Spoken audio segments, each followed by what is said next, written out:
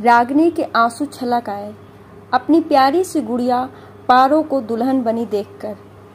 पारू दुल्हन बनी किसी अप्सरा से कम नहीं लग रही थी। रागिनी की नज़र ही नहीं हट रही थी अपनी लाडों से। रागिनी यादों के गलियारे में पहुंच गई, मानो कल की ही बात हो। नन्ही सी पारुल बली मम्मी करते हुए रागिनी की गोद में समा जाती थी। रागिनी पारू को अपनी गोद में पाकर इतनी मंत्रमुग्ध हो जाती जैसे पूरा संसार ही उसकी गोद में समा गया। 10 साल हो चुके थे रागिनी और राजीव की शादी को, लेकिन ईश्वर ने संतान सुख से वंचित रखा था इस दंपत्ति को। बहुत डॉक्टर से इलाज करवाए, सबने राजीव में ही कमी बताया। इसी वजह से तो रागिनी की सासू माँ मनोरमा जी रागिनी को झेल रही हैं। अगर कमी रागिनी में होती तो कब का उसे घर से बाहर निकाल अपने बेटे राजीव की दूसरी शादी करा चुकी होती। राजीव में कमी का दोष भी रागिनी को देती। मनोरमा जी की उसी की मनहूस कदम राजीव की जिंदगी में पड़ी, नहीं तो उसके खानदान में ऐसा कभी नहीं हुआ। राजीव रागिनी से बहुत प्यार करता था। कितनी बार कहा, माँ की बात रहने दो, अगर तुम्हें दूसरी शादी करनी हो तो मैं तुम्हें इस रिश्ते से आज़ाद करने के लिए तैयार हूँ। रागिनी कहती, ईश्वर ने हमें संतान सुख से तो वंचित रखा है, क्या आप भी मेरा साथ छोड़ना चाहते हैं? मन को ढांढस बंधा दी थी रागिनी। उसे माँ बुलाने वाला कोई ना होगा।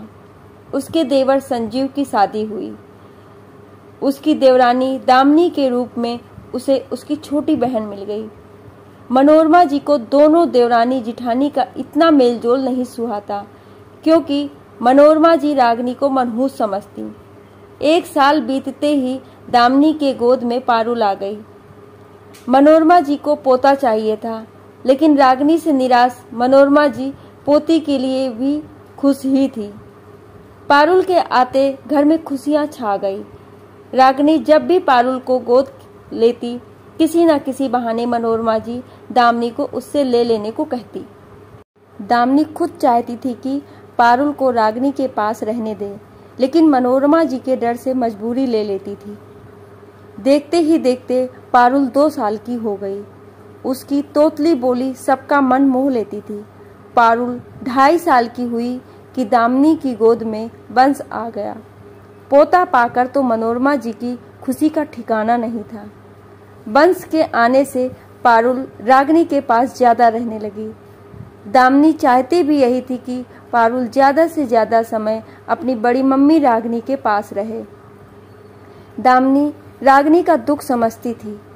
वह उसका दुख तो नहीं बांट सकती थी, लेकिन दुख कम करने में इतना मदद तो कर ही सकती थी। अब दामिनी के पास बहाना भी था कि वह बंस में परेशान रहती है, इसलिए पारुल को दीदी के पास रहने देती है।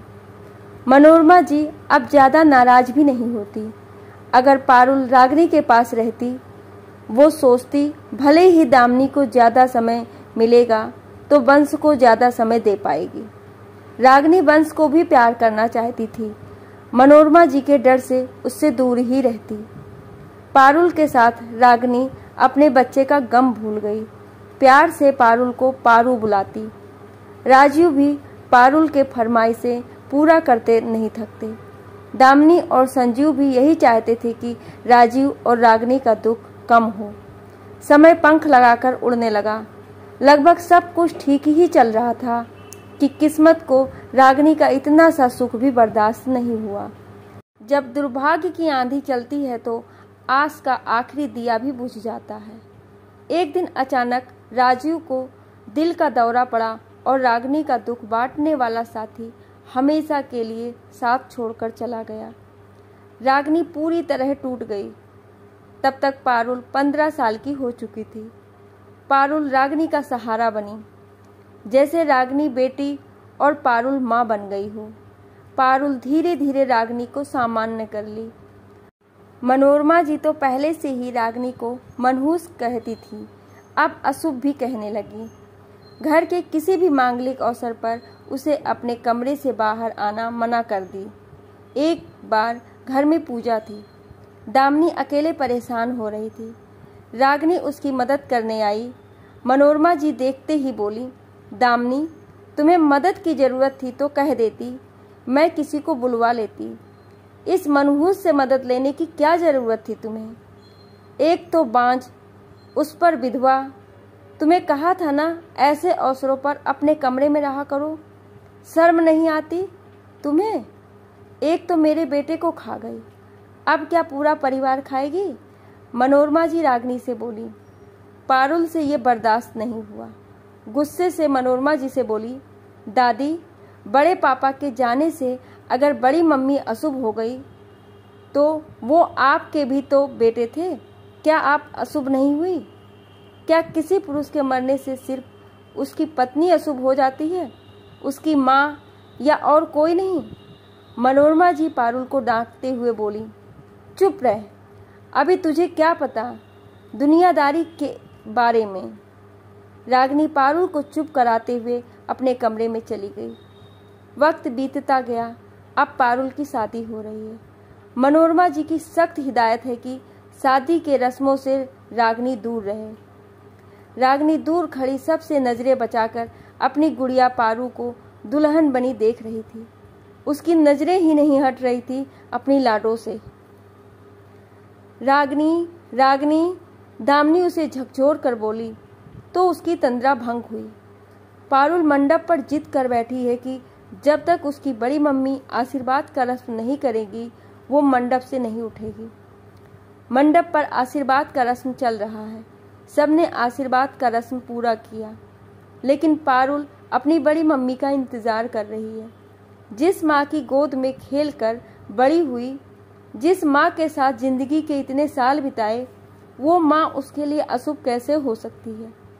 चलिए दीदी, आपकी बेटी आपके आशीर्वाद का इंतजार कर रही है। आपके आशीर्वाद के बगैर ये रस्म पूरी नहीं होगी। रागिनी के आंखों से अनवरत आंसू बहे जा रहे थे। वो मनोरमा जी के तरफ देखी। मनोरमा जी चुप थी। जानती थी कि अभी वो अगर रागिनी को रोकी तो उसकी बेटी पारुल चुप नहीं बैठेगी। इसीलिए इशारे से रागिनी को रस्म करने के लिए कही। रागिनी मंडप में आई और अपनी बेटी व दामाद को आशीर्वाद दी और रस्म पूरा की। विदाई के वक्त जितना दामिनी अपनी बेटी से लिपट कर न रोई होगी, उतना रागिनी अपनी पारू से लिपट कर रोई। आशा करती हूँ कि ये कहानी आपको अच्छी लगी होगी। कहानी अच्छी लगी हो तो लाइक, शेयर और कमेंट जरूर करिएगा, और ऐसी ही कहानियाँ सुनने के लिए हमें सब्सक्राइब ज़रूर करें। Thank you.